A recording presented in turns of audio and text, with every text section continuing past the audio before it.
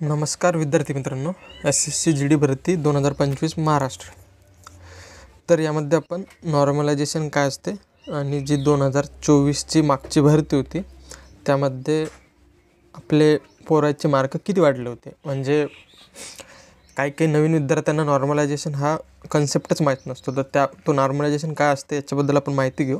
आणि ज्यांना माहिती असेल त्यांच्यासाठी तर किती मार्क वाढले होते आपल्याकडे प्रूफ आहे. काही मुलांचे माझ्याकडे स्कोर कार्ड आहे, त्याच्या बेसवर मी तुम्हाला सांगणार आहे की तुमचे किती मार्क वाढतात अजून.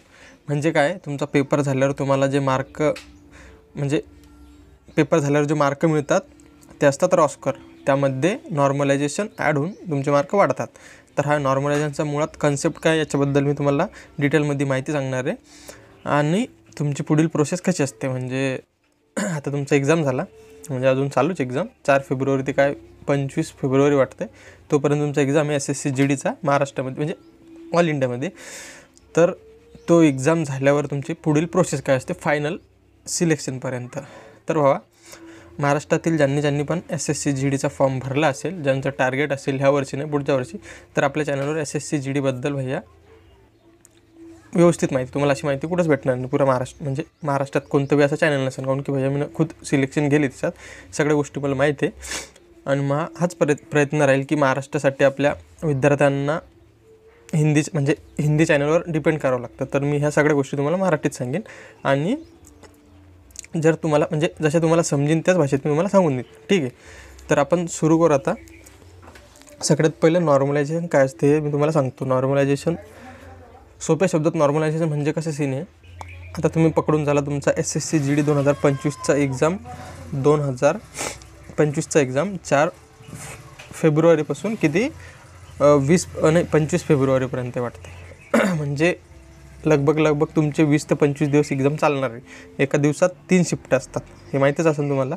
सगळ्यांना अलग सेंटर असतात, त्यामध्ये 3 शिफ्ट असतात. म्हणजे पकडून झाला 20 दिवस पेपर आहे, गुणेला 3 एका दिवसात, म्हणजे एका दिवसात 3 पेपर होणार ना, 3 शिफ्ट असतात. म्हणजे सकाळी एकाचा पेपर असतं, कोणाचा दुपारा कोणाचा संध्याकाळी, असे 3 शिफ्ट एका दिवसात कंडक्ट केल्या जातात.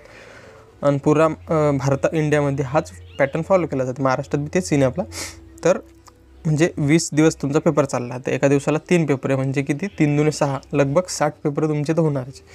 तर ही गोष्ट तुम्हाला समजू शकते की प्रत्येक पेपर हा सारखा नसू शकतो कोणता पेपरात. आणि असं पण नाही की एका पेपराला तेच क्वेश्चन आले तर दुसऱ्या पेपराला बी तेच येईन, तिसऱ्या म्हणजे सगळ्या 60 पेपराला जर एकच क्वेश्चन आले तर भैया ज्याचा पहिला पेपर झाला ते दुसऱ्याला सांगेल, म्हणजे असे प्रश्न माहीत होऊन जातील ना. त्याच्यामुळे काय सीन असतो आहे की सगळ्याचे जे सेट असतात ना एक्झामचे ते सगळे अलग असतात.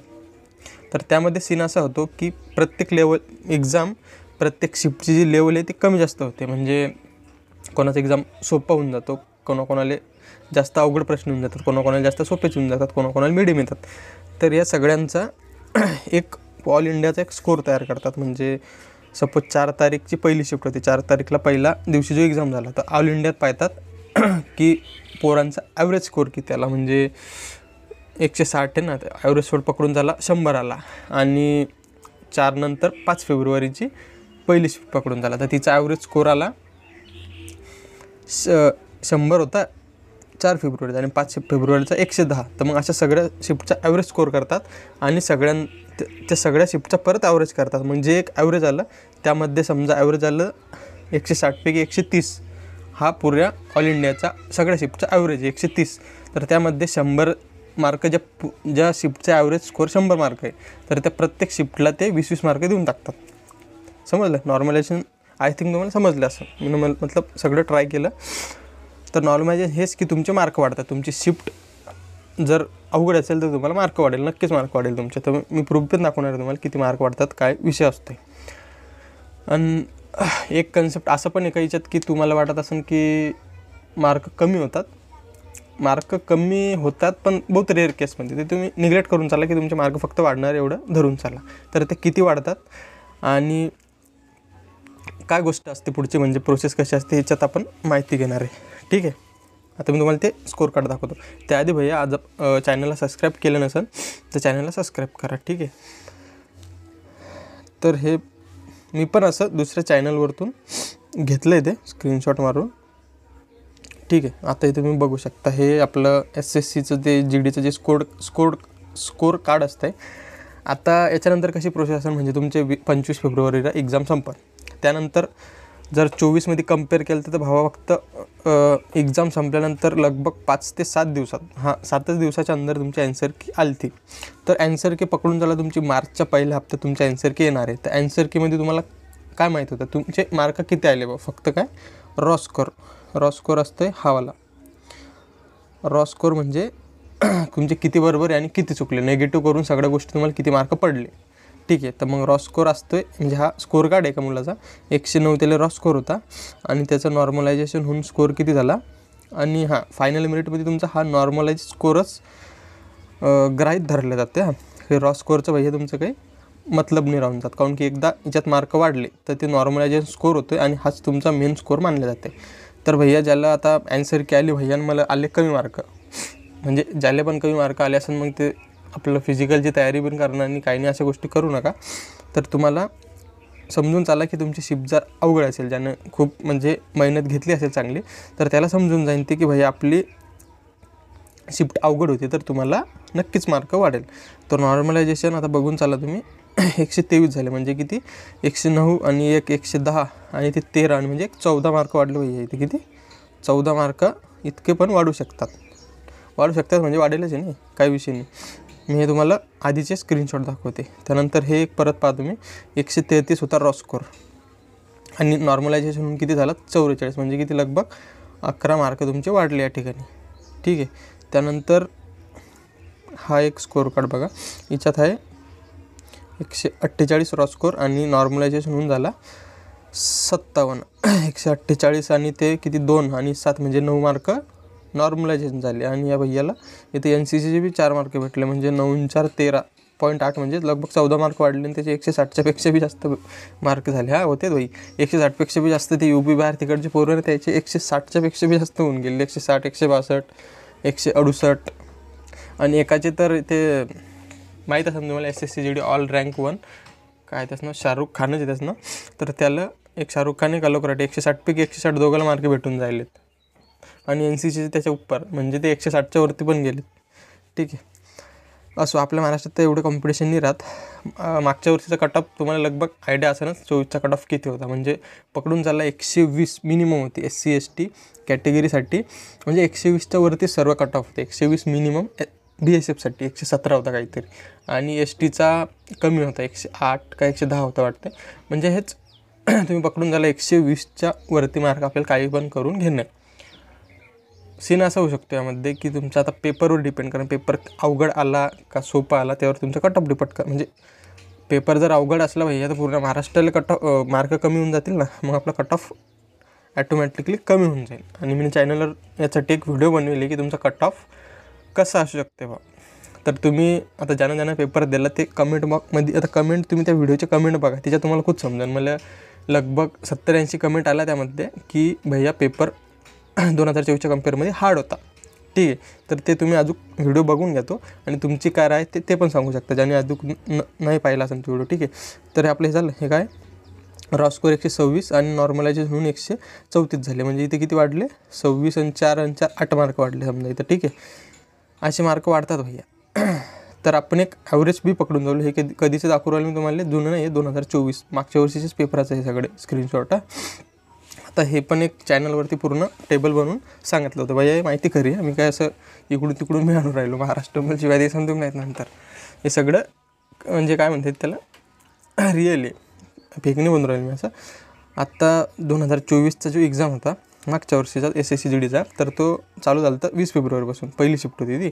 तर पहिल्या शिफ्टची तुम्ही मार्क बघू शकता 17 16 हे पहिली दुसरी आणि तिसऱ्या 3 शिफ्ट असतात. तर किती मार्क वाढले होते 20 फेब्रुवारीची पहिली शिफ्ट होती त्याला 17 16 आणि 17. म्हणजे स्टार्टिंगला सीन असा असतो की जे फर्स्ट टाईम SSCGDचा पेपर फेस करतात त्याला माहीत राहत नाही पॅटर्न कसं आहे, कोणत्या गोष्टी विचारले जातात, कोणता नवीन पॅटर्नचा क्वेश्चन ॲड केला, तर त्यामुळे त्याचे मार्क कमी होतात पहिले 1-2 शिफ्ट जे असतात ते. आता 2025मध्ये पण तसेच ज्यांचा स्टार्टिंगला एक्झाम झाला तर त्यांना भैया एक तर माहीत नाही की कोणता नवीन पॅटर्न विचारू राहिला. आणि सीन असा असते SSCGDचा, तर सपोज पंचवार्षिकून क्वेश्चन विचारला, पंचवार्षिक योजनेवर, तर भावा लास्ट लोक तो एक प्रश्न त्याला विचारणंच आहे, म्हणजे प्रश्न घुमून विचारण पण पंचवार्षिकवर विचारणं. तर सरळ सरळ फर्स्ट शिफ्टवाल्यांना त्याच्यात तोटा आहे ना, म्हणून त्यांचे मार्क जास्त वाढतात. हे पकडून झाला तुम्ही. तर 20 फेब्रुवारीच्या सगळ्या शिफ्टचे मार्क तुम्ही बघू शकता किती वाढले होते.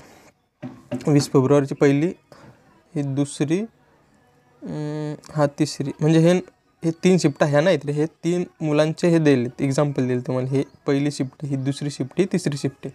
तर पकडून चला तुम्ही, म्हणजे असं नाही की पूर्ण शिफ्टले तेवढंच सगळ्याला सेम मार्क वाढतात. आता सपोज एखादं 80 क्वेश्चन अटेम्प्ट करेल आणि काही पोरांना कमी क्वेश्चन अटेम्प्ट करेल, काहीची ॲक्युरसी जास्त आहे, म्हणजे काही 60च केले व्हा पण 60च्या 60 बरोबर आहे. काहीनं 80च्या 80 केले पण त्यातले 60च बरोबर. तर ज्याची ॲक्युरसी जास्त असेल, म्हणजे 60 केले व्हा पण 60च बरोबर व्हा, एक बी बिना कामीचं सोडवलंच नाही, तर त्याचे जास्त मार्क वाढतात. आणि कोणाकोणाला 50 येत होते, त्यांना पुरे 80 मारले आणि त्यातले 50 बरोबर आले, तर त्याचे कमी मार्क थोडे वाढतात, कमी म्हणजे त्याचे थोडे कमी मार्क वाढतात. हे बघा, काहून की ते 20 फेब्रुवारीची पहिली शिफ्ट होती. पहिली शिफ्टमध्ये 3 मुलाचं एक्झाम्पल दिले, तर सगळ्याला इथं 17 वाढायला पाहिजे होते ना. या दोघाला 17 वाढले, याला कमी वाढले असन की यांना ॲक्युरेसी मेंटेन केली नसेल. ठीक आहे, हे झालं. आता 20 फेब्रुवारीची दुसरी शिफ्ट किती मार्क वाढले सगळ्याला, ॲव्हरेज 9 वाढले. 20 फेब्रुवारीची तिसरी शिफ्ट 13-14 मार्क वाढले. हे बी बघून चाललं 2024चे एक्झामचं आहे बरं. हे किती हे इकडं तारीख बघून घ्या. अरे तो येणार वरती, काहून नाही राहिला ते वरती. हां, आता झालं आहे पा. 11 मार्क वाढले. 21 फेब्रुवारी म्हणजे दुसरी शिफ्ट, म्हणजे 20 फेब्रुवारीपासून चालू झाले ते पेपर. 21 फेब्रुवारी म्हणजे दुसराच पेपर होता. तर सगळ्यात जास्त 2024मध्ये जे मार्क वाढले होते ते 20 फेब्रुवारीची शिफ्ट होती. सगळ्यात जास्त मार्क वाढले होते 17. म्हणजे आता मॅक्सिमम मार्क मागच्या वर्षी किती वाढले होते ते होते 17 मार्क. 17च्या पेक्षा जास्त कोणाला भेटले नव्हते. ठीक आहे. हां, ते NCCवाले आलं की समजा, पण नॉर्मलायझेशनचाच गोष्ट करते आपण इथं. ही झाली आता 22 फेब्रुवारीची शिफ्ट. इथं बघू शकता किती मार्क वाढले होते. 22 फेब्रुवारीमध्ये 5 मार्क, 12 मार्क, 12 मार्क. आणि 22 फेब्रुवारीची परत हे तेच आहे का?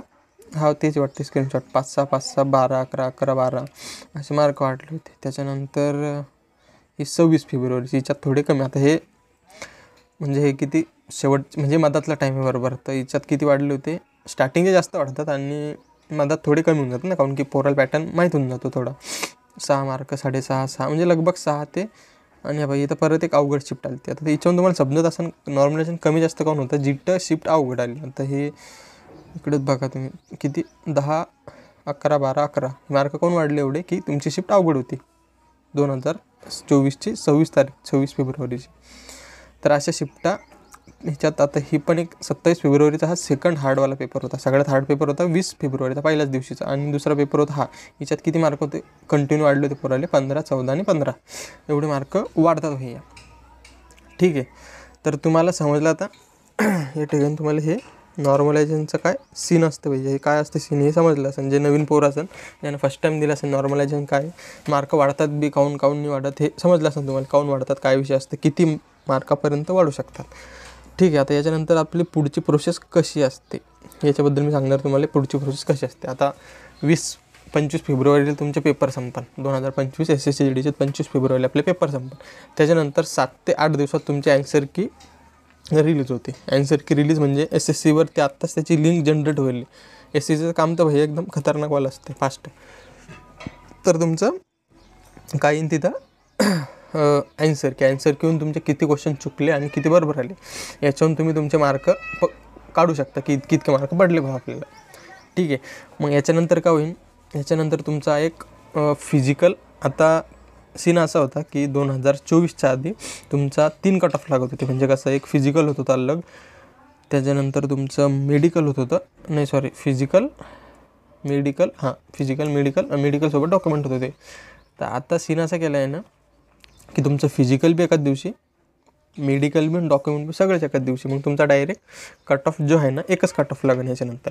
मग तुमचं आता ॲन्सर की आली, याच्यानंतर 1 ते 2 महिन्यात मार्चमध्ये समजा तुमच्या ॲन्सर की एप्रिलमध्ये तुम्ही पकडून चाला. हां, एप्रिलमध्ये आरामात येऊन जाते तुमचं आपलं काय फिजिकल मेडिकल. याच्यासाठी एक कट ऑफ जाहीर होऊन जाते की बुवा इतक्या मार्काच्यावर तुमचा कट ऑफ आहे. म्हणजे इतक्या मार्काच्या वर पोरं आम्ही फिजिकलसाठी बोलू, असा एक लिस्ट जारी होती बाकायदा की महाराष्ट्रात SC कॅटेगरीसाठी एवढे पोरं आहे, म्हणजे एवढे मार्क लागेल त्याच्यावर आम्ही बोलू फिजिकलसाठी, फिजिकल मेडिकल आणि डॉक्युमेंट सगळ्या प्रोसेससाठी. असे कटअप जारी होते की SC 124 मार्क, ओपन OBC 122, म्हणजे असं समजलं ना तुम्हाला, एक आकडा असं जारी करतात, ते कटअप म्हणतात त्याला, ते जारी होईल. आणि ते कटअप झाल्यानंतर पुढच्या दिवशी तुमचं स्कोअर कार्ड येईल. स्कोअर कार्ड म्हणजे तुमचा रॉ स्कोअर आणि आपलं नॉर्मलायझेशन स्कोअर, आणि जे तुमची हे होतं फिजिकलसाठी कट ऑफ होतं त्याच्यात एक लिस्ट जारी होईल. म्हणजे तुमचा फायनल मार्क समजायच्या आधी तुम्हाला एक लिस्ट भेटणार अशी PDF, तिच्यात तुमचं नाव दिसेल की भैया फिजिकलसाठी मी क्वालिफाय होईल. तुमचे मार्क भेटणार नाही अजून, तुमचे फक्त नाव दिसेल. फिजिकलसाठी एक PDF जारी होईल, तिच्यामध्ये तुमचं नाव दिसेल. त्यानंतर दुसऱ्या दिवशी तुमचं स्कोअर कार्ड भेटेल की तुम्हाला किती मार्क पडले बघा. ठीक आहे, मग याच्याहून तुमचं मार्क समजून जाईल तुम्हाला किती पडले. जो तुमचा नॉर्मलायझेशन स्कोअर असेल तोच फायनल मेरिटसाठी तुमचा ग्राही धरला जाईल. तर जर फायनल मेरिटसाठी तुमचा तो रॉ स्कोअर ग्राही धरला जाईल ना. ठीक आहे, तर हे झालं तुमचं फिजिकल, मेडिकल आणि डॉक्युमेंट. याच्यानंतर तुमचं एक, आता हे कधी होईल तर भैया, हे जी लिस्ट आली तुमची एप्रिलमध्ये, तर त्याच्या 1-2 महिन्यात हे पकडून झाला तुम्ही. हे झाल्यावर मग तुमचं काय होईल, हे झाल्यावर तुमचा सीधा डायरेक्ट फायनल मेरिट निघून जाईल. आणि तुमची जॉईनिंग कधी असते, जॉईनिंग तुमची आता ही जी बॅच होती 2024ची, यांची ट्रेनिंग चालू झाली ती जानेवारीपासून, तर यांची ट्रेनिंग संपन नोव्हेंबर-डिसेंबरमध्ये. तर तुमची तेव्हाच ट्रेनिंग चालू होऊन जाते. म्हणजे ते ट्रेनिंग सेंटर ते खाली पडू देत नाही SSCGDचं. आपलं महाराष्ट्र पोलीस सारखं नाही द्यायचं की एक बॅच झाली 2 वर्षांनी, तिसरी भरती 3 वर्षांना, असं नाही, याचे कंटिन्यूमध्ये ठेवतात ते. आता ही डिसेंबर-जानेवारीमध्ये तुमची जॉईनिंग काही एनी हाऊ करणे यायले. ठीक आहे, तर तुम्हाला असे प्रोसेस समजली असेल लगभग कशी प्रोसेस असते पुढची, की आपल्या कसं गोष्टी असतात, कोणकोणत्या स्टेप असतात. आणि नॉर्मलायझेशन तर तुम्हाला समजलंच असेल, किती मार्क वाढतात, काय गोष्टी सगळ्या. ठीक आहे, आणि जे ह्या भरतीमध्ये SSCGDचं त्याने फॉर्म भरले आणि चॅनलला त्यांनी आत्ता सबस्क्राईब करून टाका. म्हणजे पुढची पूर्ण माहिती चॅनलवर अशीच येणार आहे, आणि सेंट्रलच्या सर्व जागांची माहिती आपण चॅनलवर देत असतो. त्यासाठी चॅनलला सबस्क्राईब करा आणि बेल आयकॉनवर म्हणजे त्याला ऑलवर करून टाका. चल ठीक आहे बाबा, मग आजच्या व्हिडिओमध्ये एवढंच. भेटूया पुढच्या व्हिडिओला. जय हिंद.